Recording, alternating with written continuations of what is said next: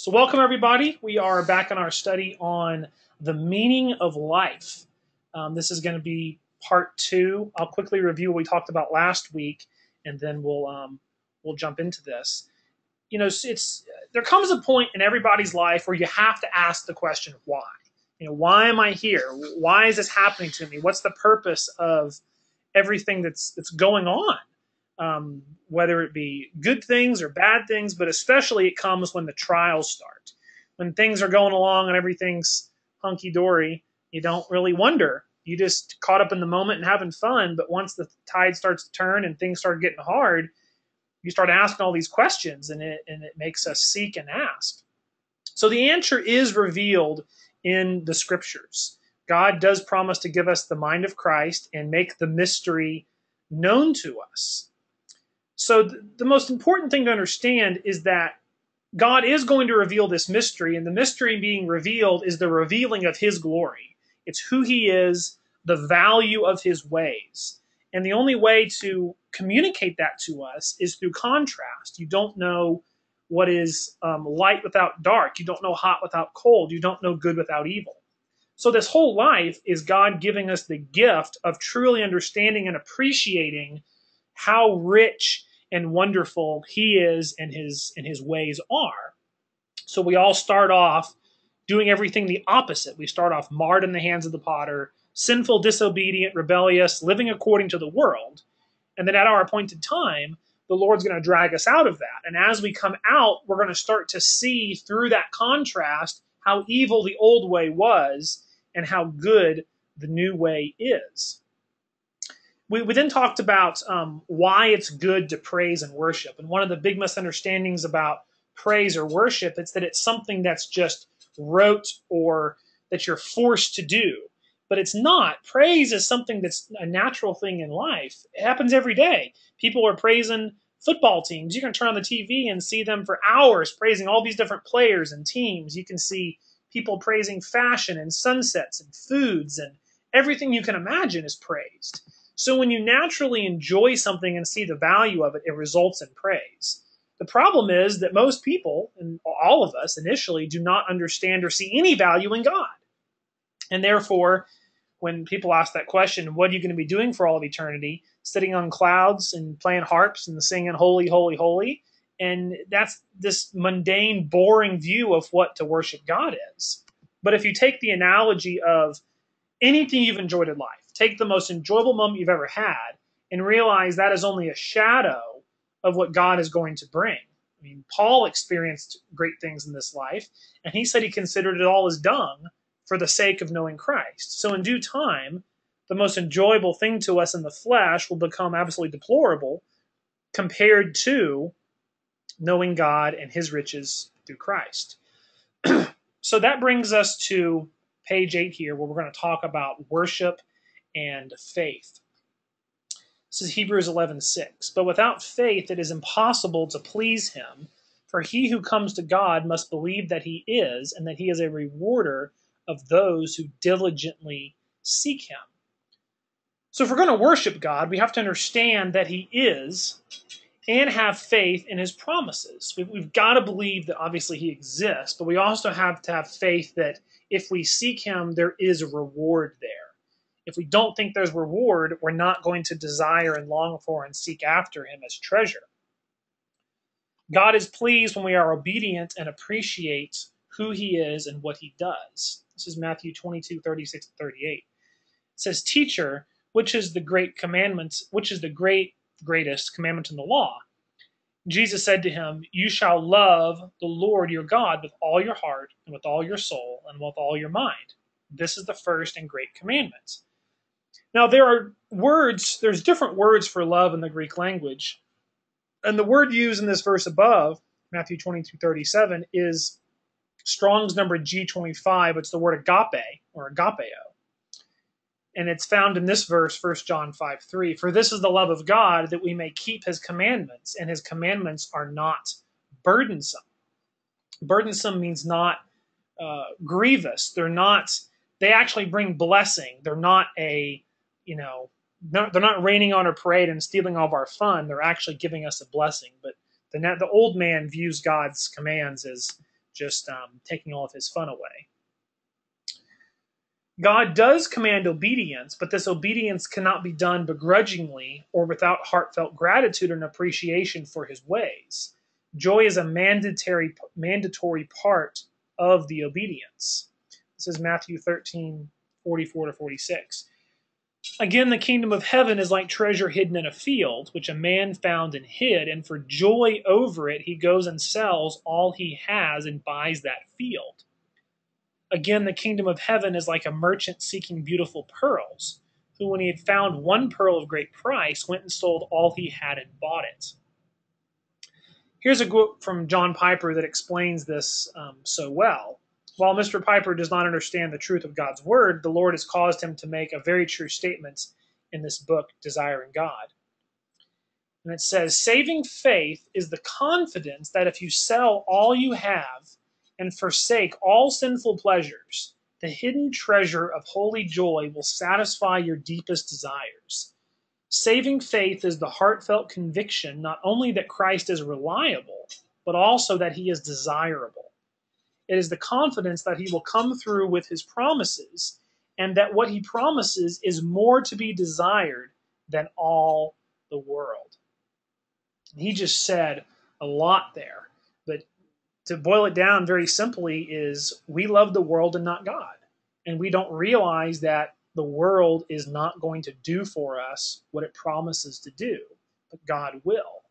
But in our short-sighted carnal minds, we can't see that. You know, we're holding on to fistful of mud and God's trying to hand us gold, and we're screaming and crying to let the mud go because he just hasn't opened our eyes at that time. No one naturally considers God and his ways the greatest treasure to be pursued above all else. It's quite the opposite. We think the message of the cross is foolishness and love the things of the world instead. And God has designed it to be this way because in the intensity of the struggle, we're really going to come to appreciate the reward. This is 1 Corinthians 1:18. For the message of the cross is foolishness to those who are perishing. When you're perishing, you're loving the world and the things in the world and desiring after and seeking after them. 1 Corinthians 2:14. But the natural man does not receive the things of the Spirit of God, for they are foolishness to him, nor can he know them because they are spiritually discerned. So when we're in our carnal state of mind, it is impossible to understand or appreciate the fact that God is more valuable than the things we lust after. And until he performs that miracle of giving us the Spirit, we can't even see it to begin to walk down that road. We are completely and utterly dependent on him to deliver us from that in due time. We all first love the world. When we all first love the world, we do not know the love of the Father. This is 1 John 2:15. Do not love the world or the things in the world. If anyone loves the world, the love of the Father is not in him. For all that is in the world, the lust of the flesh, the lust of the eyes, and the pride of life, is not of the Father, but is of the world. Now, everything you can think of to be desired in this life falls into one of those three categories: the lust of the flesh, the lust of the eyes, or the pride of life. We seek to find joy and fulfillment through the lusts of the world. We follow after the wisdom of men as we worship a multitude of idols. This study goes into greater detail about how we seek to find meaning in life and answers to our problems through the things of the world. I did a study called Why Am I Significant? And it was inspired by a conversation I had with a brother in a book that I read a while back. And this is a book from the Babylonian churches of the world, but much like John Piper's book, it really makes a great point. We think that stuff in the world is going to make us feel important and satisfied, and it's going to do for us what we need it to, whether it's desiring a family or children or a relationship or a certain job or physical fitness or notoriety or some education or knowledge or sports or activities or whatever it is. Everyone's got something that they think is going to make their life satisfying and worthwhile. And in due time, the Lord is going to show it all to be absolute vanity. And we'll all be like Solomon and saying, what good did all this do me? It's not going to last. It's all going to be destroyed and go to the next person, and it all fades in due time. Now, those things certainly in their proper place are not bad in and of themselves. It's good to have a family or to get married if that's what the Lord wants, and to have a job that provides for your needs or whatever it is. But it's when it has an improper place in our life that we worship it as an idol that the Lord is going to come after it. We're all created subject to vanity, which forces us to chase after idols that will not satisfy. So catch what I just said there. We are all created subject to vanity, which forces us to chase after idols. We don't ask for it. You don't decide one day you want to lust after something. It just happens. It's like you don't decide you want to like ice cream or chocolate. You just taste it and it's good and you like it. And our natural tastes are for the things of the world and not for the things of God.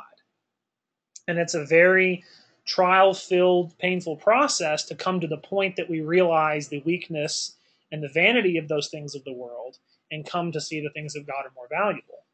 This is Romans 8:20. For the creature was made subject to vanity, not willingly, but by reason of him who subjected the same in hope.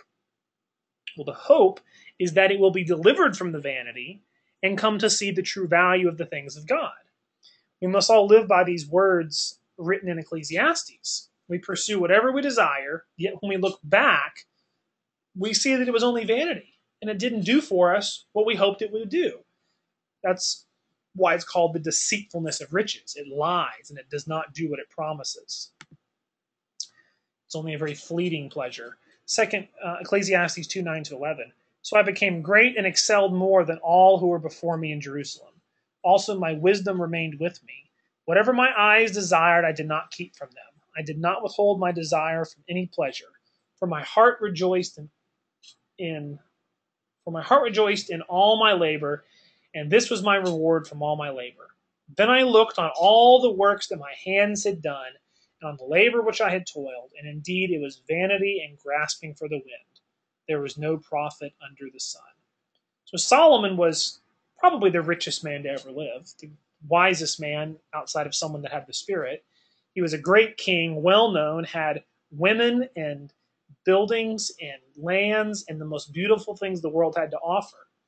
He had it all, and he looks back and he says, it's vanity. It all fades away. I die and the next person gets it. There's a temporary satisfaction, but then it's gone.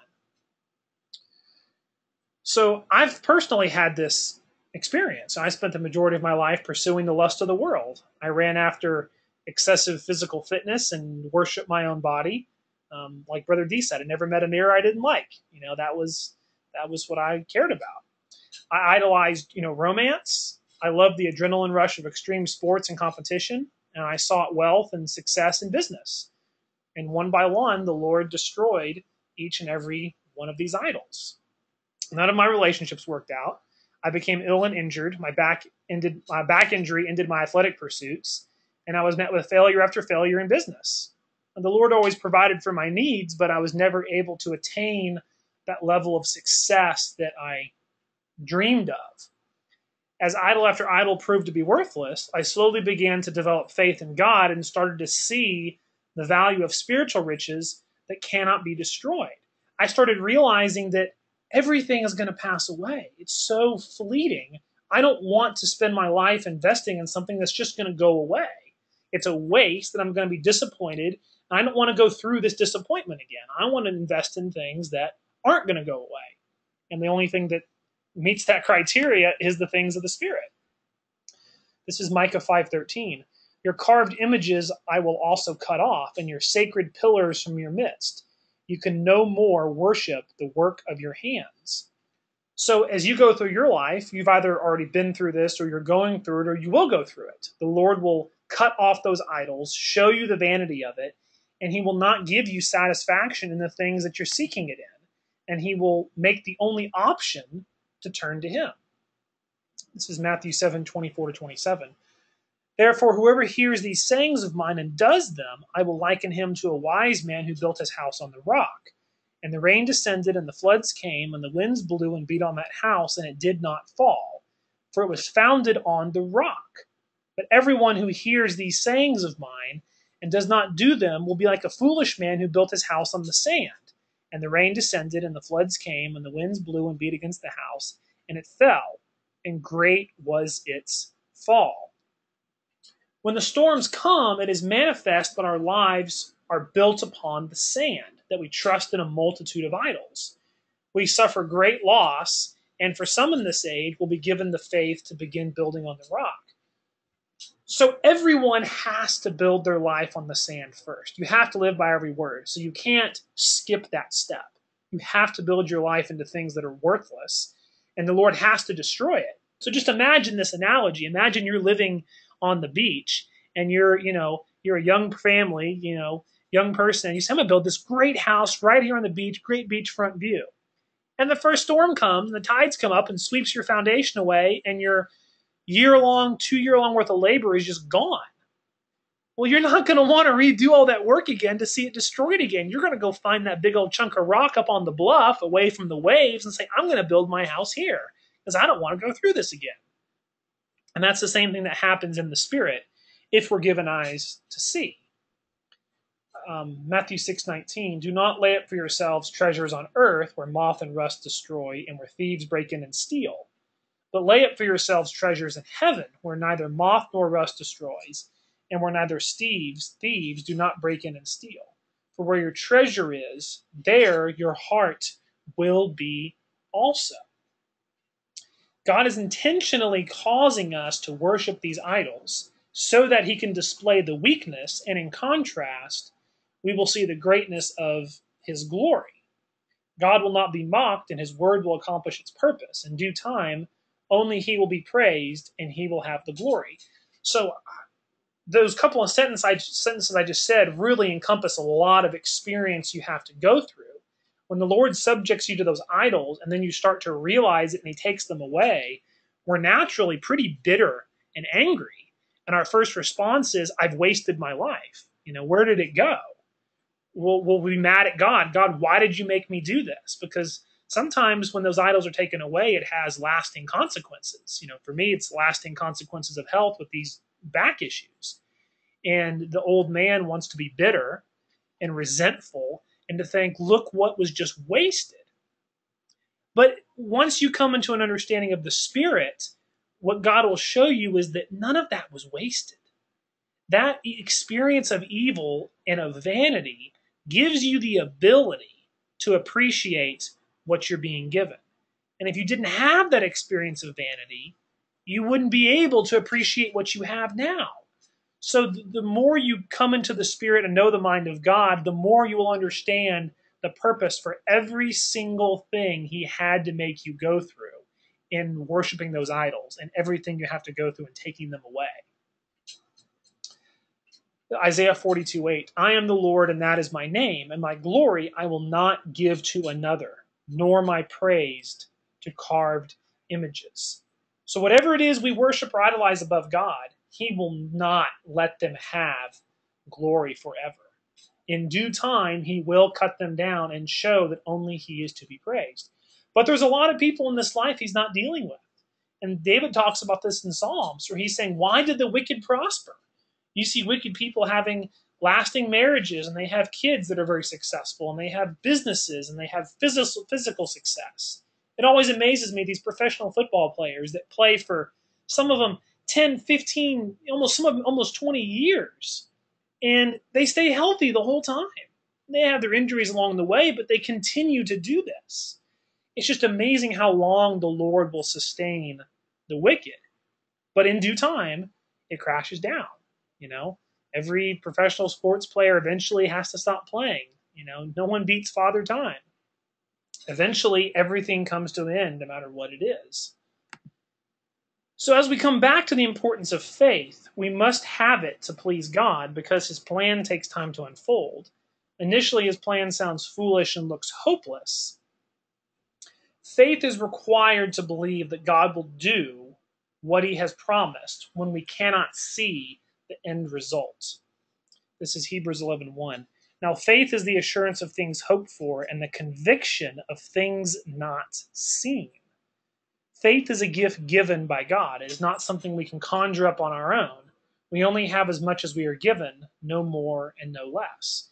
And it is developed through the trial of our faith. As you go through experiences, as you suffer loss and pain and overcoming, you develop, your senses become exercised to realize things of the flesh are passing, things of the spirit endure. And that faith grows over time. Ephesians 2:8-9 says, "For by grace you have been saved through faith, and this is not your own doing, it is the gift of God, not a result of works, so that no one may boast." So what's the gift is the faith. Faith is not something we have of ourselves, it's something that is given. Romans 12:3, "For by grace given to me, I say to everyone among you not to think of himself more highly than he ought to think, but to think with sober judgments, each according to the measure of faith that God has assigned." God is the one that assigns the measure of faith. So that's why the strong are to bear the infirmities of the weak. If you're strong, don't despise the weak brother who doesn't have the faith that you have to do what you've been given to do. And if you're a weak brother, pray for more faith and that you could grow to be like your stronger brothers. And we're all going to be the weak brother and the stronger brother in due time. But some people are given more in this life. They're given more talent, so to speak, and they have to bear the burdens of others. Our faith is developed over time as God takes us through great trials and delivers us from what is impossible for the flesh to overcome. This is typified in the Old Testament when God delivers Israel over and over and over again. From the 10 plagues that deliver Israel from the Egyptian bondage to the parting of the Red Sea, the countless victories in battle, such as the walls of Jericho falling and Gideon's army of 300 men defeating tens of thousands, God demonstrates over and over that he alone is in control of everything, and that no matter what the circumstances, he will be victorious and prove his strength and power. But we, like Israel, don't always see that. We doubt it. We're weak. We forget. This is 1 Peter 1:6-7. It says, "In this you greatly rejoice, though now for a little while, if need be, you have been grieved by various trials, that the genuineness of your faith, being much more precious than gold that perishes, though it is tested by fire, may be found to praise, honor, and glory at the revelation of Jesus Christ." In 1 Peter 4:12-13. "Beloved, do not think it strange concerning the fiery trial which is to try you, as though some strange thing happened to you, but rejoice to the extent that you partake of Christ's sufferings, that when his glory is revealed, you may also be glad with exceeding joy." This is God's process. He causes us to be enslaved to the worship of idols. Then he manifests the weakness of those idols. He gives us the faith in his power and great worth when each trial comes. As more of his glory is revealed, and we are glad with exceeding joy, resulting in uncontrollable praise of his glory. And we are going to go through that process over and over and over again until we are perfected. And as time passes, we will come to realize the truth of that more and more. I'm going to go ahead and finish this. There's not a whole lot left. Go here. So expectations. I'm going to explain to you what you should expect on this journey now that you know God's ultimate purpose is to reveal his glory to all of mankind. God is going to show us that we are all sinful beasts and not worthy of any glory. He will also show that everything in the world is worthless compared to him. This is Ecclesiastes 3:18. "I said in my heart concerning the estate of the sons of men, that God might manifest them, that they might see themselves are beasts." It is quite a painful and difficult process to bring us to this understanding. In the book of Job, we see God work through Satan to take away all Job has, including his health. And I'm going to read these verses, 1 Job 1:13-19, and then a little bit in chapter 2, just to give you a picture of what happens to Job. It says, "Now there was a day when his sons and daughters were eating and drinking wine in their oldest brother's house, and a messenger came and said, the oxen were plowing and the donkeys feeding beside them, when the Sabaeans raided them and took them away. Indeed, they have killed the servants with the edge of the sword, and I alone have escaped to tell you." While he was still speaking, another came and said, "The fire of God fell from heaven and burned up the sheep and the servants, and consumed them. and I alone have escaped to tell you. While he was still speaking, yet another came and said, the Chaldeans formed 3 bands, raided the camels, and took them away. Yes, and killed the servants with the edge of the sword. And I alone have escaped to tell you. While he was still speaking, yet another came and said, your sons and daughters were eating and drinking wine in their oldest brother's house. And suddenly a great wind came from across the wilderness and struck the 4 corners of the house. And it fell on the young people, and they are dead. And I alone have escaped to tell you. So here, the Lord, working through Satan, is systematically taking away everything in Job's life that he found value in. Now go down to chapter 2, verse 6, and he says, and the Lord said to Satan, behold, he is in your hand, but spare his life. So Satan went out from the presence of the Lord and struck Job with painful boils from the sole of his foot to the crown of his head. And he took for himself a potsherd to scrape himself while he sat in the midst of ashes. So Job has lost his house, his cattle, his family, and now he's lost his own health. Everything he valued has been taken from him. And we go through the exact same process. Now, it seems cruel when you're in it, but when we can see the great reward of how God is getting our mind off of things of the flesh and onto things of the spirit, then we become very grateful for what the Lord has given us. Then for the next 38 chapters, Job deals with his friends who are miserable comforters and only make matters worse. Job also grumbles against God and maintains his own righteousness. At first, he doesn't understand what the Lord is trying to show him. It says, as God, this is chapter 27, verse 2, as God lives, who has taken away my justice, and the Almighty who has made my soul bitter, as long as my breath is in me and the breath of God in my nostrils, my lips will not speak wickedness, nor my tongue utter deceit. Far be it from me that I should say you are right, till I die, but I will not put away my integrity from me. My righteousness I hold fast and will not let it go. My heart shall not reproach me as long as I live. So Job still thinks he's a pretty good guy. He doesn't realize that he was made marred. He doesn't understand what the Lord is trying to show him. But when the Lord finally speaks, which is symbolic of him opening our eyes to the truth, Job's attitude changes immediately. So keep in mind, 38 chapters of grumbling, complaining, arguing, maintaining his righteousness. And this is what the Lord says to him. Moreover, the Lord answered Job and said, shall the one who contends with the Almighty correct him? He who rebukes God, let him answer it. So God just calls Job down, and he's like, who are you to contend with me? He's saying, you who are rebuking God, let you answer me now. And Job's response is, behold, I am vile. What shall I answer you? I lay my hand over my mouth. Once I have spoken, but I will not answer. Yes, twice, but I will proceed no further.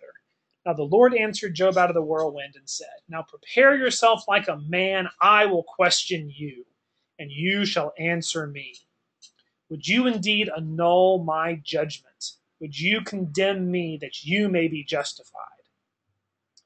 You can imagine Job's terror after all this time of grumbling and complaining about what the Lord is doing, and then he finally shows up. This has put him in his place very quickly. I used to listen to it. There was an audio I would listen to when you would, it was a dramatic reading of the Bible.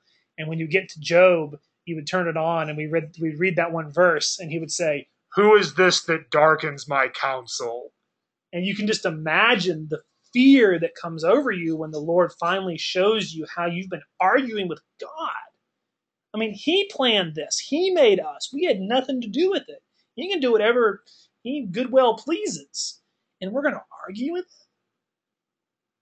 So in due time, we will all have that experience, and we will say, I am vile, and put our hand over our mouth and say, Lord, show me what you're doing. Every one of us must go through this process to see and realize these things, that God alone is to be praised. The Apostle Paul learns the very same lesson through his trials and tribulations. This is Romans 7:18. For I know that in me, that is in my flesh, dwells no good thing. For to will is present with me, but how to perform that which is good I find not. Paul explains in Romans 7 that the Lord gives the law to show us that we cannot keep it. We are given the knowledge of what to do, but lack the power to carry it out. This is quite humbling and manifests our total weakness. This is Romans 7:14 to 17. For we know that the law is spiritual, but I am carnal, sold under sin. For what I am doing I do not understand. For what I will do, that I do not practice. But what I hate, that I do. If then I do what I will not do, I agree the law that is good. But now it is no longer I that do it, but sin that dwells in me. So Paul is just explaining that he realizes he's not in control of himself. He sees there is something more powerful working in his members that he can't resist, and it forces him to cry out to God for that deliverance. We all at first build our life upon worthless pursuits and disobedience. In due time, God will send us trials to make that quite clear. This is Matthew 7:24-27. Therefore, whoever hears these sayings of mine and does them, I will liken him to a wise man who built his house on the rock. And the rain descended, and the floods came, and the winds blew and beat on that house, and it did not fall, for it was founded on the rock. But everyone who hears these sayings of mine and does not do them will be like a foolish man who built his house on the sand. And the rain descended, and the floods came, and the winds blew and beat on that house, and it fell, and great was its fall. We're given the details of exactly what Paul had built his life upon before he was shown that it was worthless. This is Philippians 3:3-8. It says, For we are the circumcision who worship God in the Spirit, rejoice in Christ Jesus, and have no confidence in the flesh, though I might have confidence in the flesh. If anyone else thinks he may have confidence in the flesh, I more so.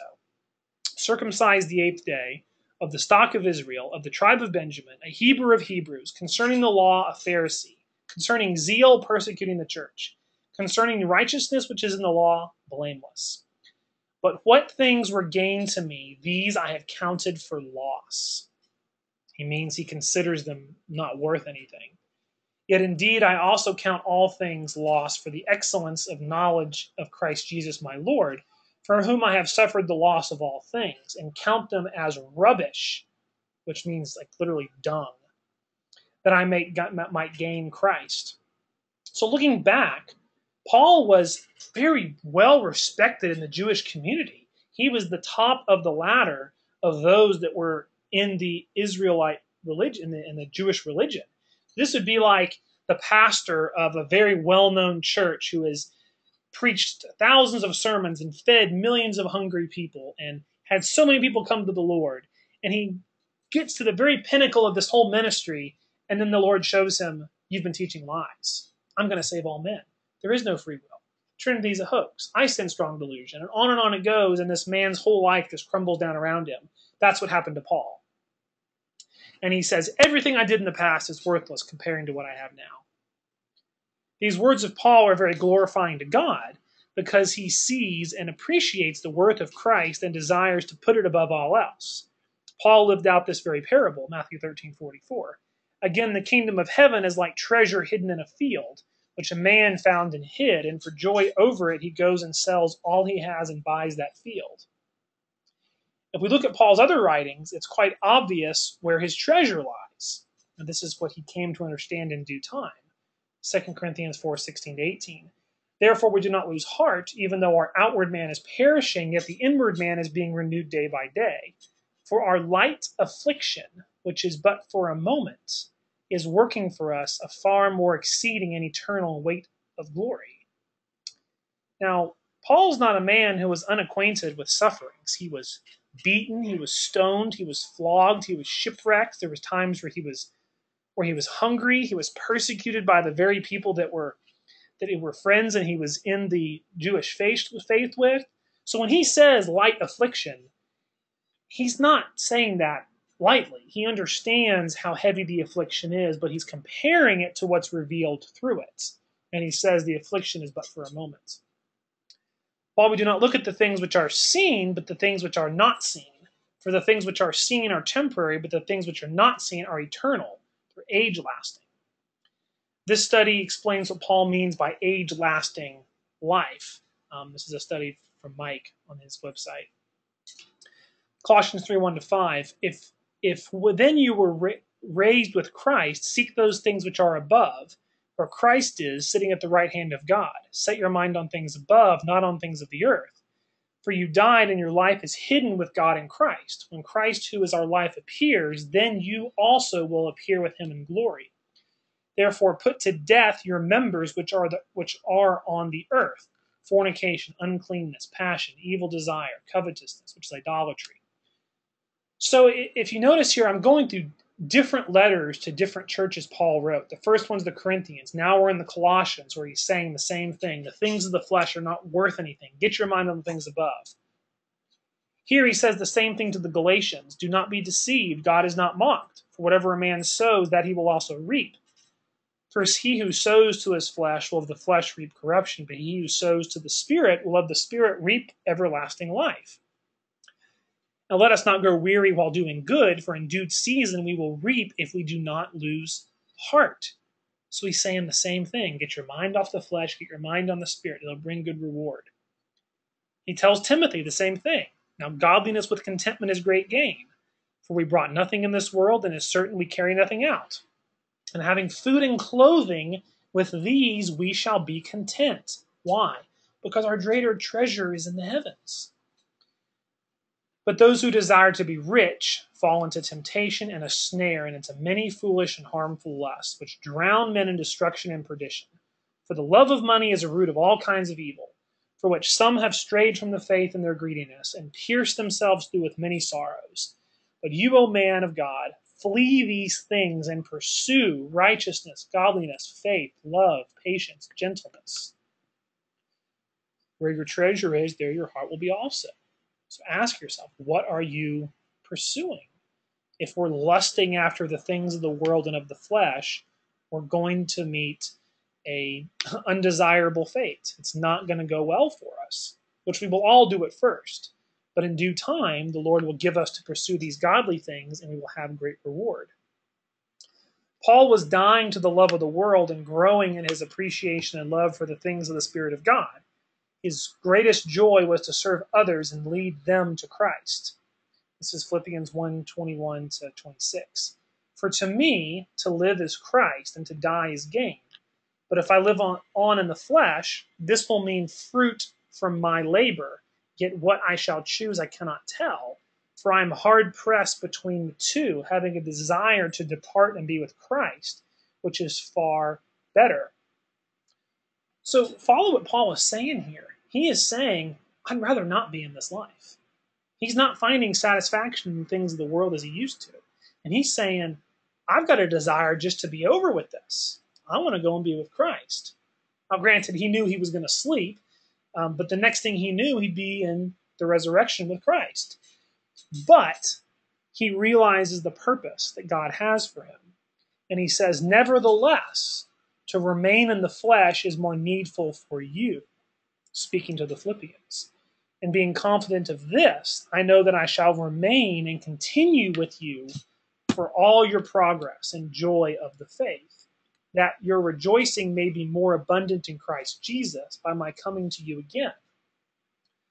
So Paul didn't say, I want to live this life because I haven't traveled and seen the world.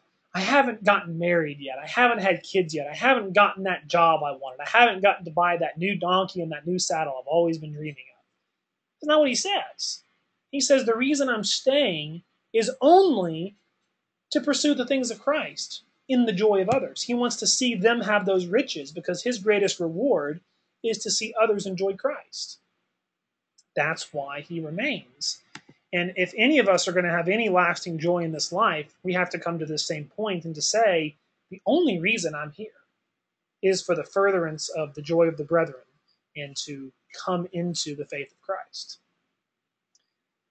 And notice the other thing is that he's focused on others. If we are self-centered, we'll be miserable. When your focus turns to others and it's more blessed to give than it is to receive, then you start experiencing the real reward. 1 Thessalonians 2:19-20, for what is our hope or joy or crown of rejoicing? Is it not even you in the presence of our Lord Jesus Christ at his coming? For you are our glory and our joy. Paul's treasure was others coming to know Christ and walking in that faith. That was his reward. What is your reward? What are you chasing? If it's anything else than that, it's going to fail you, and you're going to be sadly disappointed. Paul's life became a pursuit of the most valuable things in existence, the treasure of Christ. This is Colossians 2:1-3. For I want you to know what a great conflict I have for you and those in Laodicea. And for as many have not seen my face in the flesh, and their hearts may be encouraged, being knit together in love, and attaining to all the riches of the full assurance of understanding, to the knowledge of the mystery of God, both of our Father and of Christ, in whom are hidden all the treasures of wisdom and knowledge. Listen how affectionately he's describing these things that are not seen, the riches and full assurance of the understanding, the hidden treasures of wisdom. This is a man that understands what's truly valuable. He's not any longer deceived by these fleeting pleasures of the world. Obtaining this treasure does require sacrifice, but what we gain is worth far more than what we give up. This is Mark 10:28-30. It says, Then Peter began to say to him, See, we have left all and followed you. So Jesus answered and said, so they're kind of grumbling in a way, saying, Look, Christ, we've left everything. We've come after you. Kind of almost like saying, what are we going to get for this? Because they were yet carnal. They didn't understand the reward. They were thinking of a physical kingdom and physical rule and all of that. So Jesus answered and said, Assuredly I say to you, there is no one who has left house, or brothers, or sisters, or father or mother, or wife or children, or lands, for my sake and the gospel's, who will not receive 100-fold now in this time, houses and brothers and sisters and mothers and children and lands, with persecutions, and in the age to come eternal life. Now, Christ is not saying you're going to have 100 literal brothers or 100 literal houses. He's making a spiritual statement here.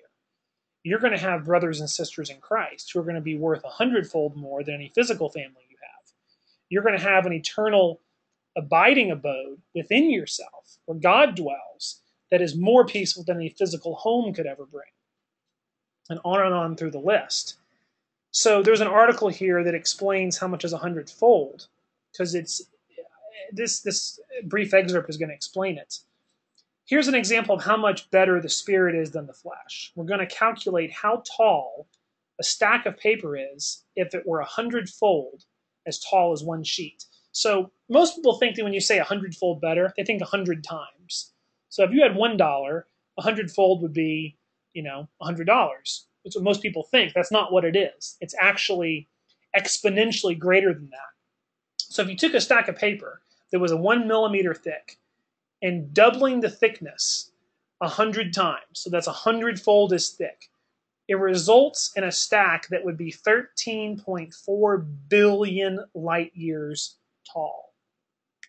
So going the speed of light, it would take 13.4 billion years to get there. Keep in mind, a billion is 1,000 millions.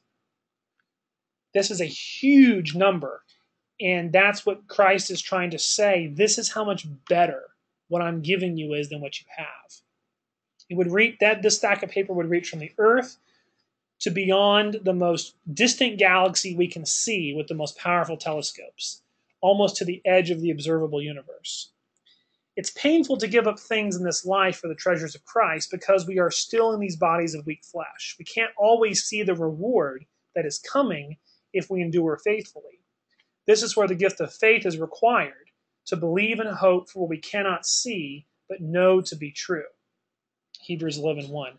Now faith is the assurance of things hoped for and the conviction of things not seen. So when you're confronted with those trials and it feels unbearable, how can I stand to go through this? You have to realize that that's the endurance. That's the waiting. That is what you have to go through to attain that prize, and it's worth it. And that momentary displeasure is still far better than the evilness and the corruption that you'd experience by running after the things you're lusting over. Now that you know God's purpose for this life, the challenge lies in enduring to the end faithfully. There are going to be countless temptations and cares of the world to draw you away from the riches of Christ. All we can do is pray the Lord gives us the strength to be faithful and obedient to the end. Christ explains the various things that happen to us when we hear the truth. We have to live out each and every one of these steps in due time, but only some will be given the gift to be good soil in this life. This is Luke 8:13-15. But the one on the rocks are those who hear, receive the word with joy, and these have no root, who believe for a while and in time of temptation fall away. Now, the ones that fall among the thorns are those who, when they have heard, go out and are choked with cares, riches, and pleasures of life, and bring no fruit to maturity. But the ones that fell on the good ground are those who, having heard the word with a noble and good heart, keep it and bear fruit with patience. That word patience really means endurance, to endure through the trials. I had a thought recently that just occurred to me, because everyone goes through seasons of loneliness or pain or whatever else. And there's always a temptation of some way to escape that. And the thought that hit me was that lonely moment of loneliness or that pain is so much better than the corruption and the evil that will happen if we act in haste and impatience and go after the idol. Being lonely for a season, being in pain for a season isn't that bad compared to what will happen if we don't endure. And so that's really helping me be contented in that endurance, because I know that even in that discontented state, it's better than any other alternative I can get a hold of. And enduring that is actually going to bring great reward. So now is the time to fight the good fight, taking every thought captive to the obedience of Christ. This is going to be a raging war in your heavens. Here are some studies that will help prepare you for this great battle. First, you need to understand that God is going to set you up to fall. He's going to put you in situations to manifest your sin so it can be dealt with and burned out. This is what he calls seeking an occasion against you. And it happens to us over and over. Once we realize what is happening, we can respond properly and labor to overcome, rather than being bitter and discouraged by our own stumbling and disobedience. So here's a link to that study. Then you need to know how to wage spiritual warfare with the sin that is manifest in each of our lives. And there's a study link to that. So I hope and pray this study will be used to help you see the true value of God and the riches of Christ, and to resist the temptation of the lust of the flesh and the things of the world, and endure with long suffering to obtain that greater prize. So we're going to stop there for the night. Feel free to want to make any comments or ask any questions. It took a little longer than I expected. So feel free to unmute yourself and say whatever you like.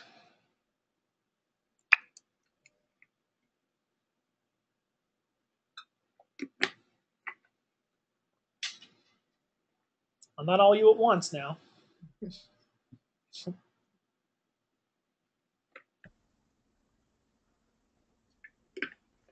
We have a lot to look forward to, don't we? We certainly do. Just got to endure to get to it. I think that last comment, Mitch, about the loneliness, Mm-hmm. I think that is the toughest battle, I think, as far as being tempted to just give in, Mm-hmm. because who wants to be lonely, Nobody. It's just that's a tough thing. It's not a natural thing to be lonely. And yeah, we kind of all have to walk through that time of just, we got to do this by ourselves. We have to wage this on our own and not just be alone, go through that valley. That's true. That's so true. There is that time. We all have to go through that season. And it develops faith in the promises of the Lord that, you know what?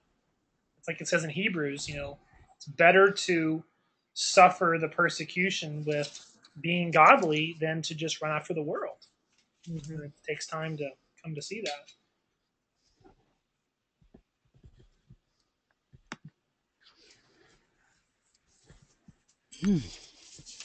All right. Well, thank you all for coming. If you have a comment, you're welcome to make it. If not, we'll wrap up for the night, and we'll pick back up here next week.